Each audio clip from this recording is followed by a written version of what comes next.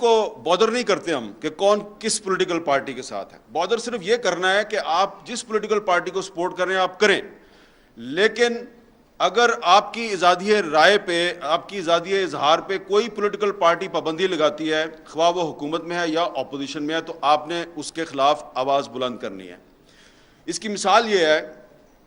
کہ جب ذوالفقار علی بھٹو صاحب کی حکومت تھی تو روزنامہ جسارت جماعت اسلامی کا اخبار تھا, تو جسارت کو بند کر دیا گیا. تو پی ایف یو جے کے جو اس وقت ہمارے سربراہ تھے منہاج برنا صاحب اور سیکٹری تھے نثار عثمانی صاحب, انہوں نے اس کی مخالفت شروع کر دی, مظاہرے شروع کر دیے. تو ہمارے کچھ دوستوں نے کہا کہ جی یہ تو جماعت اسلامی کا اخبار ہے اور یہ جماعت اسلامی جو ہے اس نے تو ہمیشہ ہماری مخالفت کی ہے, تو آپ اس کے لیے آواز کیوں اٹھاتے ہیں؟ تو عثمانی صاحب نے کہا نہیں, یہ اخبار تو ہے نا اور ایک خاص اسکول آف تھاٹ کا اخبار ہے, تو اگر اس کی آواز دبائی گئی ہے تو یہ فریڈم آف سپیچ کو دبایا گیا, تو ہم نے اس کی مخالفت کرنی ہے. انہوں نے کی اس کی مخالفت. پھر ضیاء الحق صاحب کا دور آیا تو ضیاء الحق صاحب نے مساوات اخبار کو بند کر دیا جو پیپلز پارٹی کا ترجمان اخبار تھا. تو عثمانی صاحب نے کہا کہ ہم اس کی بھی مخالفت کریں گے, اور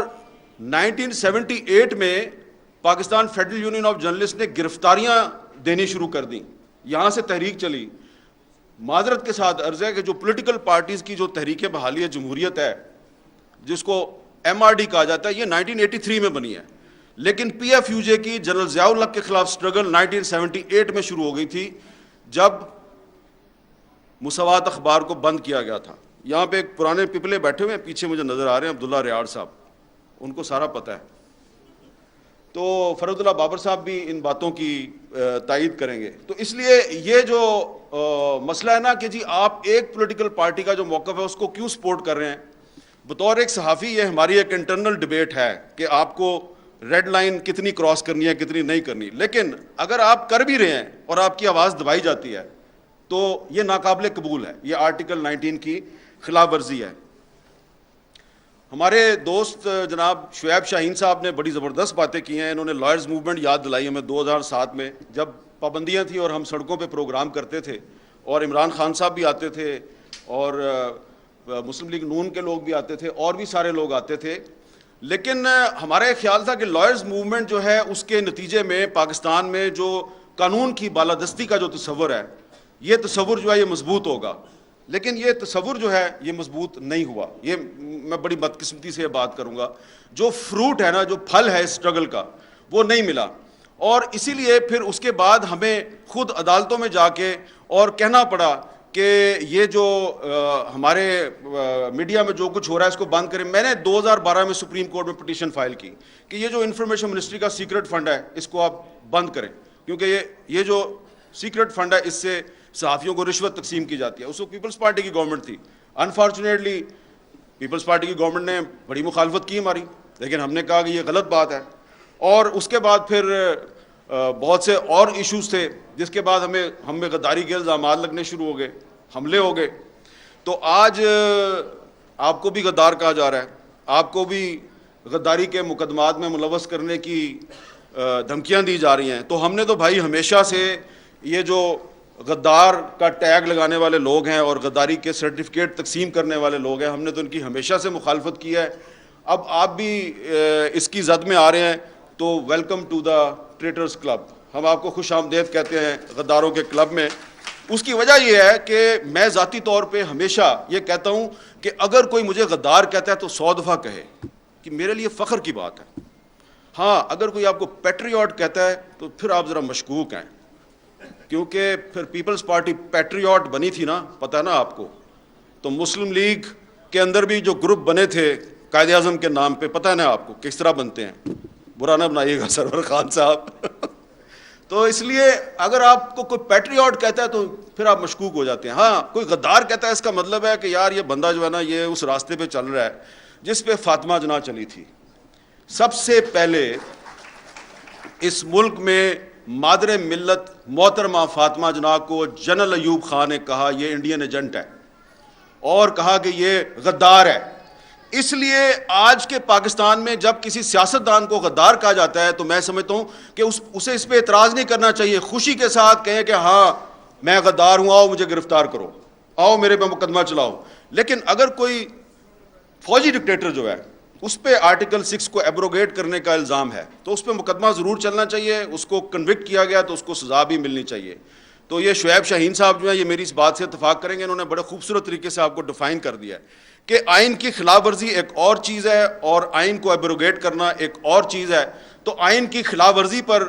آپ ایک مقدمہ چلا سکتے ہیں کہ بھئی تم نے ٹریفک سگنل توڑا ہے، تمہیں جرمانہ کرتے ہیں، لیکن ٹریفک سگنل توڑنے پہ آپ کہیں کہ تم غدار ہو، تم نے آئین ایبروگیٹ کیا ہے، تو یہ بات جو ہے یہ ناقابل قبول ہے۔ اس لیے پولیٹیکل گورنمنٹ کو فوجی ڈکٹیٹروں کے راستے پہ بالکل بھی نہیں چلنا چاہیے۔ اب یہ جس پی ایف یو جے کے سیمینار پہ آپ آئے ہیں، یہ وہ پی ایف یو جے ہے جس نے ہر مشکل وقت میں جب بھی آزادی صحافت پہ کوئی برا وقت آیا تو اس پی ایف یو جے نے اس پہ سڑکوں پہ بھی لڑائی لڑی اور عدالتوں میں بھی لڑائی لڑی۔ تو اس لیے میں آج کیونکہ عمران خان صاحب ہیں، تحریک انصاف کے بہت سے لیڈر یہاں پہ بیٹھے ہوئے ہیں، تو آپ کو فوڈ فار تھاٹ دینا چاہتا ہوں کہ آپ ذرا سوچیں کہ جب آپ حکومت میں آتے ہیں تو کیا وجہ ہوتی ہے کہ یہ پی ایف یو جے جو آج آپ کی ہوسٹ ہے یہ آپ کی حکومت کے اقدامات کے خلاف عدالتوں میں چلی جاتی ہے۔ جیسا کہ آپ کو ہمارے دوست بتا رہے تھے کہ پیکا لا جو ہے یہ جب 2016 میں آیا تو مسلم لیگ نون کی حکومت تھی، اور اس وقت جب ہم نے اس لا کی مخالفت کی پیکا کی تو ہمیں کہا گیا کہ یہ آپ کے پیچھے ڈالر بول رہے ہیں۔ یاد ہے نا آپ کو؟ وہ ایک منسٹر ہوتی تھی ان کی، انہوں نے کہا آپ کے پیچھے ڈالر بولتے ہیں۔ ہم نے ان کو کہا کہ یہ تم آج 2016 ہے، تم یہ پیکا لا بنا رہی ہو، یہ اسی لا میں تم اندر ہو جاؤ گی۔ اب وہ کہیں نظر ہی نہیں آتی، پتہ نہیں کدھر چلی گئی ہے وہ۔ اچھا، اسی طرح پھر 2017 میں جب مسلم لیگ نون کی جو حکومت ہے اس نے ایک ایگزیکٹو آرڈر کے ذریعے تمام ٹی وی چینلز پر پابندی لگائی، تو ہم نے یہاں اسلام آباد میں ایک سکوت میڈیا کیمپ لگایا۔ ایک سکوت ڈھاکہ ہوا تھا، ہم نے کہا یہ سکوت میڈیا ہو گیا کیونکہ سارا میڈیا ہی بند کر دیا ہے۔ وہ فیض آباد میں دھرنا چل رہا تھا، اس کو روکنے کے لیے سارا میڈیا ہی بند کر دیا انہوں نے۔ تو یہ میں آپ کو اس لیے بتا رہا ہوں کہ کوئی بھی پولیٹیکل پارٹی ہو، پیپلز پارٹی ہو، مسلم لیگ نون ہو یا تحریک انصاف ہو، یہ پی ایف یو جے جو ہے یہ ہر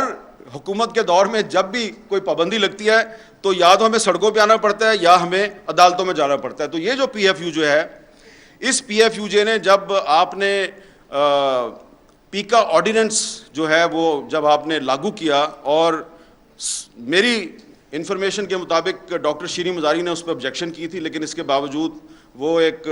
کابینہ کا بائی سرکولیشن اجلاس جو ہے اس نے اس کی منظوری دی اور آپ نے اس کو لاگو کر دیا۔ تو ودن 24 آورس انہوں نے مجھے لاہور سے کہا جی اس کو چیلنج کرنا ہے۔ یہ جمیل مرزا صاحب آگے میرے پاس، اگلے دن ہم نے بہت جلدی میں ایک پٹیشن تیار کی، اس میں آرگومنٹس بھی صحیح طرح نہیں لکھے، بس کر کے صبح جا کر 9 بجے عدالت میں ہم نے اس کو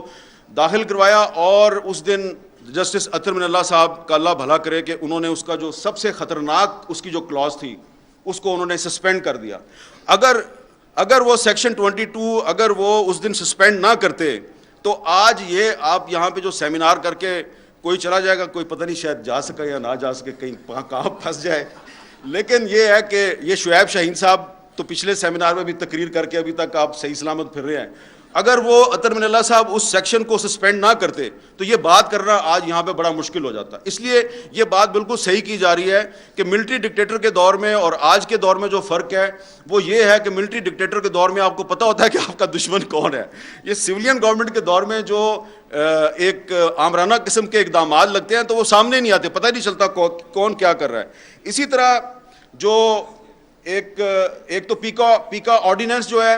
پیکا لا، یہ آزادی صحافت کے راستے کی بہت بڑی رکاوٹ ہے۔ ایک اور قانون ہے جو انگریز نے ہم پہ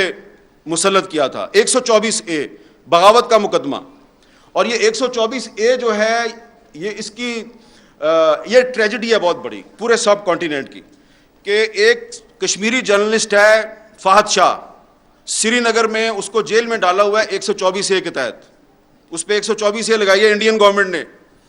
اور یہاں پاکستان کی گورنمنٹ جو ہے اس نے علی وزیر جو elected member of the national assembly ہے اس کو 124A لگا کے اس کو جیل میں رکھا ہوا ہے، اور اس کی سپریم کورٹ نے ضمانت کیا ہے، اس کی سندھ ہائی کورٹ نے ضمانت کیا ہے، لیکن علی وزیر کو باہر نہیں آنے دیتے۔ اور جب 124A کو ختم کرنے کے لیے کوئی سینٹ میں کوئی بل موو ہوتا ہے تو خواہ کوئی بھی گورنمنٹ ہو وہ اس کو پاس نہیں ہونے دیتی, اس کی مخالفت کرتی ہے. پی ٹی آئی کے دور میں جب رضا ربانی نے 124A کو ختم کرنے کے لیے بل پیش کیا تو اس کو ریجیکٹ کر دیا گیا. تو اس لیے اگر آپ چاہتے ہیں کہ پاکستان میں جو بولنے کی آزادی ہے اس کو تحفظ ملے تو یہ آپ کو پیکا لا ختم کرنا ہوگا, آپ کو 124A ختم کرنا ہوگا, آپ کو آفیشیل سیکرٹ ایکٹ ختم کرنا ہوگا, اور آرٹیکل 19 جو ہے, آرٹیکل 19 میں آپ کو امینڈمنٹ کرنی پڑے گی. آرٹیکل 19 میں امینڈمنٹ اس لیے کرنی پڑے گی کہ آرٹیکل 19 میں کچھ ایسی شرائط ہیں کہ آپ کی جو بولنے کی آزادی ہے اس پر پابندی ہے. مثلا اگر کوئی آدمی جو ہے یہاں پہ آ کے اس سٹیج پہ آ کے تھوڑی دیر بعد کوئی بھی